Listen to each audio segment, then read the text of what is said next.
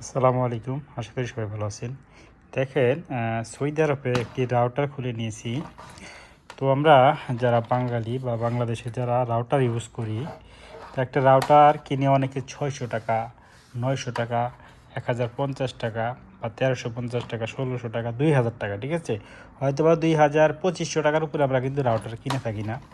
তো এই যে রাউটারটা দেখতে পাচ্ছেন, 2500 টাকার রাউটার যদি আপনি কিনেন বাংলাদেশে, সেই রাউটারে কিন্তু ভিতরে কিছু থাকে না, ঠিক আছে। আর এই যে বিদেশি একটা রাউটার আমি খুলে নিয়েছি, তো রাউটারটা একটু সমস্যা, যার কারণে আমার কাছে দিছে এটা সমাধান করার জন্য। তো দেখেন এই রাউটারে কি আছে দেখাই। আসলে টাকা যেমন জিনিস তেমন, ঠিক আছে। এই যে দেখেন এখানে অনেকগুলা পার্টস পাতি দেওয়া আছে। আমি যদি ব্যাক সাইডটা দেখি,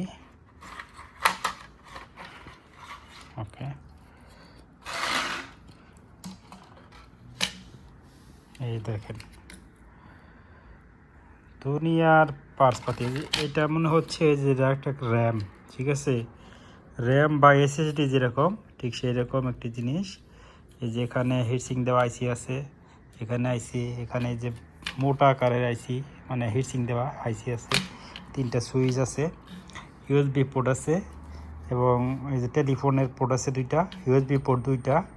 এটা হচ্ছে ডিসি কানেক্টর, ওইটা হচ্ছে আপনার ক্যাট 6 ওয়্যার কানেক্টর।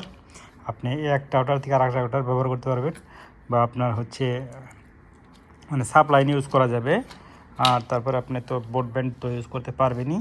তারপরে এই দুইটা যদি না থাকে তাহলে আপনি কী করবেন, সিম ব্যবহার করতে পারবেন। এই যে হচ্ছে সিম স্লট, এটার সমস্যাটা ছিল সিম স্লটে।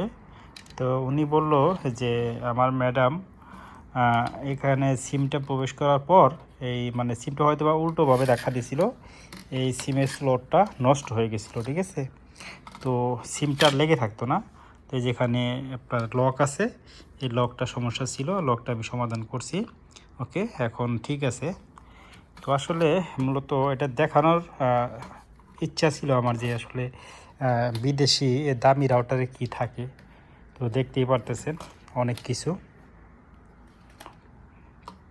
টাকা যেমন জিনিস তেমন, ঠিক আছে। কথায় বলছি, যত গুড় তত মিঠা। তো আপনারা দামি একটি রাউটার কিনবেন, তাহলে নেট স্পিড এবং আপনার টেকসই বেশি হবে আশা করা যায়। তো আজ এই পর্যন্তই, সবাই সুস্থ থাকুন, ভালো থাকুন, আল্লাহ হাফেজ।